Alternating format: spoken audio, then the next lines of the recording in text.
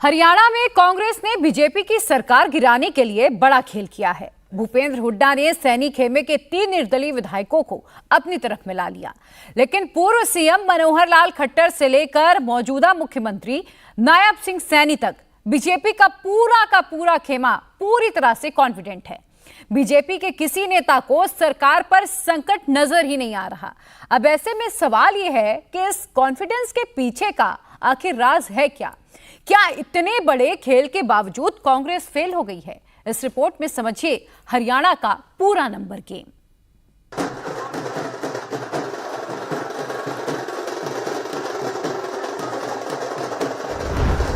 क्या हरियाणा में बीजेपी सरकार पर बड़ा संकट आया है? क्या हरियाणा में फ्लोर टेस्ट होगा? 3 विधायकों ने बदला पाला, क्या सैनी को संकट में डाला? हरियाणा में सैनी सरकार के साथ खेल या कांग्रेस फेल?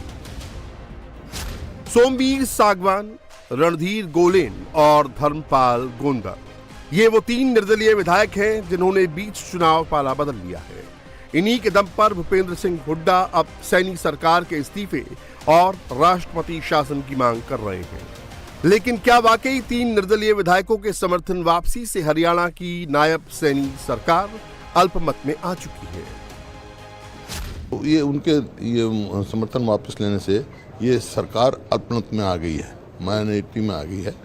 तो नैतिकता के आधार पे मैं कह चुका हूँ, सरकार तुरंत इस्तीफा दे देना चाहिए, राष्ट्रपति शासन करा के चुनाव करना चाहिए। क्योंकि जेजेपी तो सहयोगी दल है उनका, और गठबंधन तोड़ना भी उनका एक मतलब समझौते के अनुसार हुआ था। अच्छा, उनको फायदा करना था बीजेपी को, इसलिए मतलब एक अंडरस्टैंडिंग में गठबंधन। और इसी बात ने कहा है कि भाई सीधा मुकाबला जो है कांग्रेस का और बीजेपी का है हरियाणा में। बाकी जो हैं खड़े होते ये वोट काटू हैं, तो लोग समझ चुके हैं मुकाबला कांग्रेस का और बीजेपी का। लेकिन क्या आप कोई कोशिश करेंगे कि जो बाकी इंडिपेंडेंट एमएलएज हैं या जेजेपी के जो नाराज लोग हैं या बीजेपी के जो नाराज लोग हैं उनको साथ ला करके हरियाणा में एक नई सरकार? नहीं, मैं जेजेपी वालों का आज बयान आया है तो उनसे कहता हूँ पहले गवर्नर साहब को लिख के दें, फिर हम अपना फैसला लेंगे। हरियाणा विधानसभा 90 सदस्यों वाली है, लेकिन मौजूदा विधानसभा में 88 विधायक हैं। बहुमत का आंकड़ा 45 है। सैनी सरकार के पास 43 विधायकों का समर्थन है। 40 विधायक बीजेपी के हैं। 2 निर्दलीय विधायक नयनपाल रावत और राकेश दौलताबाद भी सरकार के साथ हैं। गोपाल कांडा का भी सैनी सरकार को पूरा सपोर्ट है। नंबर गेम में सैनी सरकार बहुमत से 2 अंक पीछे है, लेकिन सीएम नायब सैनी का दावा है कि उनकी सरकार संकट में नहीं है। दिक्कतें किसी को होंगी, सरकार को कोई दिक्कत नहीं है। सरकार पूरी मजबूती से काम कर रही है। ये भ्रम की स्थिति पैदा करते हैं कि सरकार अल्पमत में है। सरकार को कोई दिक्कत नहीं है, मजबूती से सरकार काम कर रही है।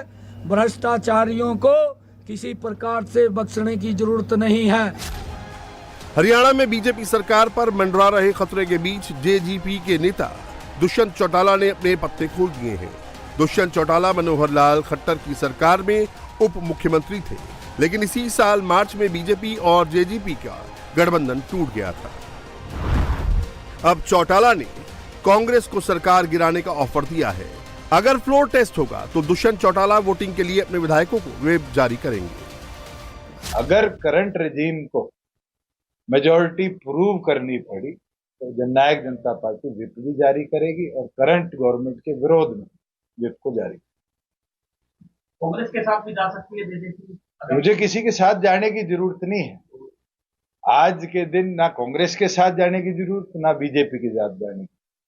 मगर करंट सरकार को घेरने के लिए अगर समर्थन विपक्ष के अंदर एकता होगी और करना पड़ा तो हम करेंगे। लेकिन क्या 3 निर्दलीय विधायकों के समर्थन से कांग्रेस को कोई मौका हाथ लगने वाला है? क्या दुष्यंत चौटाला की मदद से कांग्रेस कोई खेल कर पाएगी? फिलहाल हरियाणा विधानसभा में कांग्रेस के 30 विधायक हैं। 3 निर्दलीय जुड़ जाए तो आंकड़ा 33 तक पहुंच जाएगा। अगर जेजेपी के 10 विधायक कांग्रेस के साथ चले भी जाते हैं तो नंबर 43 ही होगा, यानी कांग्रेस बहुमत के आंकड़े से पीछे रहेगी। उधर दुष्यंत चौटाला व्हीप जारी करने की बात इसलिए कर रहे हैं क्योंकि उनके कुछ विधायकों के बागी तेवर दिख रहे हैं। उनके 2 विधायक लोकसभा चुनाव में बीजेपी कैंडिडेट के लिए प्रचार कर रहे हैं। यही वजह है कि बीजेपी भी बहुमत को लेकर कॉन्फिडेंट है। पूर्व सीएम मनोहर लाल खट्टर का खुला दावा है कि सरकार पर संकट का सवाल नहीं, कई विधायक संपर्क में हैं। अभी माहौल में कौन किधर जाता है किधर नहीं जाता है इसका कोई अंतर पड़ने वाला नहीं है। बहुत से विधायक हमारे भी संपर्क में हैं, इसलिए उनको किसी को चिंता नहीं करनी चाहिए। बहुत से विधायक हमारे संपर्क में हैं, कब कौन क्या करेगा चुनाव अभी लंबा चलेगा। मान लीजिए सब कुछ कांग्रेस के फेवर में चला भी जाए तो क्या कांग्रेस अभी बीजेपी को बहुमत साबित करने के लिए सदन में कह सकती है? इस सवाल का जवाब है नहीं, क्योंकि 13 मार्च को ही नायब सैनी की सरकार ने बहुमत साबित किया था। नियम के मुताबिक 6 महीने तक विश्वास मत परीक्षण नहीं हो सकता है, यानी 13 सितंबर तक विश्वास मत परीक्षण का प्रस्ताव कोई नहीं ला सकता है।